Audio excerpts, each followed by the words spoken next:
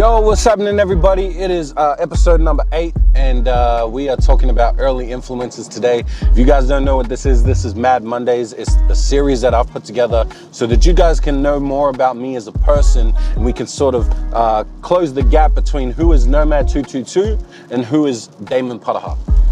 For those of you who don't know who I am, my name is Nomad222, or I go by the name of Nomad222. I'm an artist, performer, event producer, content creator, and most importantly, I'm a father of 4, and I've been doing this for damn near 10 years. And again, this is a series where I talk about who I am as a person, answer some questions, and then, leave it up to your interpretation about, who I am as a person. But anyway, let's go ahead and get into it. This is episode number 8, and again, talking about early influences. If you guys, are just tuning in, go back and watch the first 7 episodes.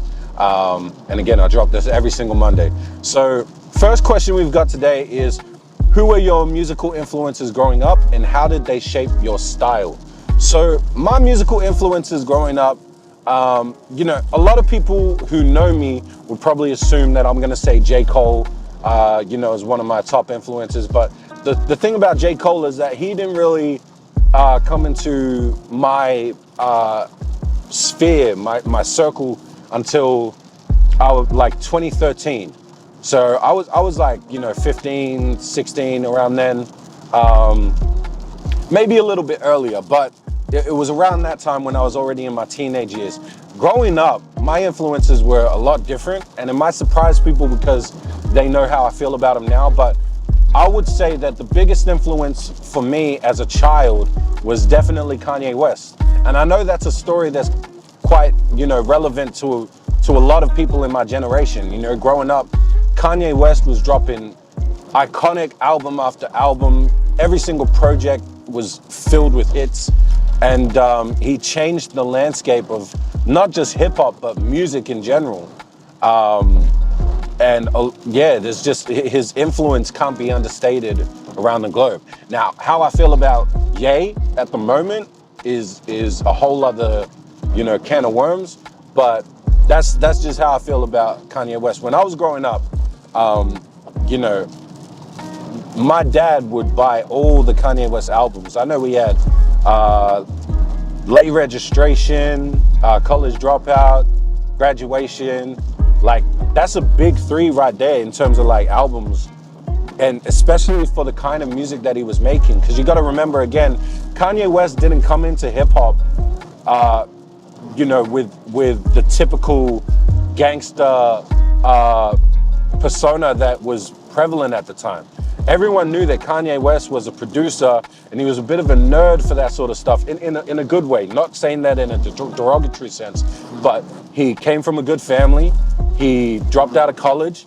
He didn't wear the same type of clothes that all the gangster rappers were wearing. And he was coming up at a time where he was in direct contrast to 50 Cent, who's the ultimate like New York representation of gangster rap in NYC. So, for me, a kid that's growing up in Melbourne, Australia, not rich or anything, but still has a good life, a good family, living in a nice neighborhood, both parents and everything like that. Like, Kanye West was definitely more relatable to me. I definitely liked 50 Cent, but, he's talking about guns and bitches and stuff. He's not exactly making music that, my parents were comfortable with me listening to. I can't go to school and recite in the club like I can go to school and recite, Jesus Walks was still a little bit. I can recite Through the Wire, or I can recite All Falls Down, right? Like, those are the kinds of songs from Kanye West that really inspired me. Like, All Falls Down has such a strong message, and that's not even one of Kanye's like strongest messages, but it's the fact it's talking about materialism and insecurity, and how we become materialistic people because of those insecurities, to find some security in fashion and security in all these things. But in the meanwhile, we're compromising our integrity for the sake of being secure around people who really couldn't give a fuck if we were here or not. And that's just one of the examples. Jesus Walks, just from a sonic perspective, like look at what that did. His whole reinvention of sampling and introducing chipmunk soul and all of the innovative ways that he created music that still impact the industry today just can't be understated. So Kanye West was definitely the biggest influence for me growing up.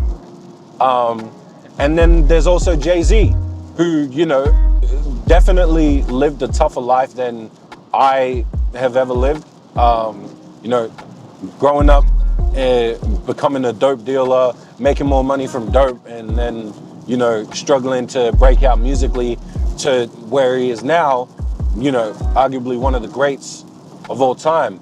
And I'm just talking musically. I know there's a lot of controversy around the whole Diddy thing and everything that's happening, you know, with him and Beyonce, but still, like, his musical influence on me can't be understated. His ability to put bars together, and just the inspirational fact that this guy, most of the time, was not writing down his lyrics. He was just doing the punch-in method. He was the inventor of that. He was an innovator for that. So yeah, definitely Jay-Z. And I give a lot of love to Lauryn Hill as well. I was probably too young for like Fugees era Lauryn Hill. I definitely knew some of the bops, you know, like Killing Me Softly. But when she dropped Miseducation of Lauryn Hill, I remember that playing like constantly. I give my mom a lot of credit for playing that, but just everywhere. She was in every, like, you know, space that I was in, and you just hear all kinds of different music. It's the fact that she could sing beautifully and incredibly, and she has these ballads, and it's just like so emotional and carries some weight to it. But then she's also a master lyricist, and her pen game can't be understated. So when you hear Do Up That Thing, like, man, she raps so effortlessly. Her flow is so effortless, and she just glides over that instrumental. But then she's also singing and doing her, like, she's her own feature. That was, for me, like the first time I'd ever seen something like that, where someone's essentially doing their own feature on their own song. And it's something that, you know, has been replicated throughout the rest of the game to this day. But it still to this day blows my mind how incredibly talented she is. And how intentional she is with her lyrics, her beat selection, her collaborations, and the fact that she walked away from it. And that's also something that, you know, I guess I can throw this in here too. Dave Chappelle. That's a reason their integrity as artists can't be understated. Man, this weather is insane right now. It can't be understated how artists that are able to maintain their integrity while still creating incredibly beautiful art and achieving success regardless of the machine that, you know, chews up and spits out artists who are trying to convey a positive message. And they still did it in the face of that adversity. And that's something that I'll always respect, and I'll always gravitate towards those sorts of artists. But yeah, that's my answer for question number one. All of those artists that I mentioned definitely shaped my style. There's so many other artists out there that I could mention. I didn't even talk about Outkast and the effect they had on me. But yeah, there's just too many artists for me to mention. But those are the big three for me. Can you recall a specific song or artist that inspired you to pursue music? I don't know if, I can't recall one, because I started writing quite early in my life. I started writing when I was 8 years old and just writing raps by myself. But if we're talking about what made me like get actually into rapping and like taking it seriously and trying to pursue it, then there's definitely one song in particular that comes to mind. And it's because I wrote over the instrumental, and that is Pound Cake by Drake. And the reason why is, I think I've told this story before. young Breezy from my school, aka Breezy 96 Baby, he reached out to me. I jokingly reached out to him, but he told me to try rapping over a beat and send it to him so that he can go over it and hear it back. And I wrote over that beat. And the reason why I chose that beat was because I loved that song. I loved what Drake and Jay-Z did over that beat. And it's just such an iconic beat. I think that's undeniable. Like across the board, everyone in the culture, let me know in the comments if you agree. The Pound Cake instrumental is probably one of the most iconic beats to ever exist. So yeah, wrote over that and sent that to him. And then he was the one that told me that you should consider pursuing this full time. Like you should do this for real. And I was like, oh, I never thought about it like that, bet. And so, yeah, that's where we're at now. How did your early listening habits shape your artistic development? Well, my early listening habits, I think purist is probably the best word to put it. And what I mean by that was like, I refused to listen to any hip hop that didn't have a message. Artists like Future, who to this day I still don't listen to him, but like, if people were talking about the same old shit that we always hear, bitches and hoes, money and Glocks and like all of that shit, I tune out. I couldn't listen to it. And I was like, I need to listen to someone like Nas and Jay-Z, who at least, even though they do talk about Glocks and pimp and bitches and hoes and stuff like that, at least they have the vocabulary and the skill set to give us a fresh perspective or a fresh take, or at least put some flavor on it that's a little bit more palatable to my liking. Because if I can't tune into the message, then I can definitely tune into the technical side, the rhyme schemes, the ability to put together multi-syllabic rhyme schemes, and how well you can craft the story. So if you can knock my socks off that way, then I'll tune in, and that's what I gravitate towards. And so that sort of thinking as a listener is definitely what shaped my perspective as a writer, as an artist. Because I wasn't gonna write stuff that I know I wouldn't listen to. Like from day one, I have to be my biggest fan. I have to be the person that likes my stuff the most. And if I am too harsh on myself, or I can critique myself honestly, and I hate what I'm writing, then it's not making the cut. Over time, I've sort of been able to expand my my horizons, or develop a palette for simpler songs, simpler music. I'm not saying that like you'll ever catch me on a beat rapping about sipping lean and pimping out hoes and all that other shit that Future's into, and just being like completely toxic for community. Like never that, but there's definitely songs where I can have some fun with it. There's definitely songs where you see a little bit more of a edge to who I am. And that's because I've allowed myself to just enjoy songs that are fun as well. Sometimes you just need to have fun. You can't always be on a mission to change the world or impact the culture. Like sometimes you just gotta make a bop. Sometimes that's even more therapeutic than unpacking some trauma over a beat. So yeah, that's how it's shaped my artistic development. What genres were most influential in your early music experience? I've talked about this before. 2 genres, hip hop and R&B. R&B was my first love. I would say Boyz II Men is definitely R&B. Like that era of R&B, Boyz II Men, Brian McKnight, all those sorts of like groups, even like going back to Motown and the Temptations, the Jacksons, Stevie Wonder, later in the 90s, Belle Biv DeVoe, New Edition,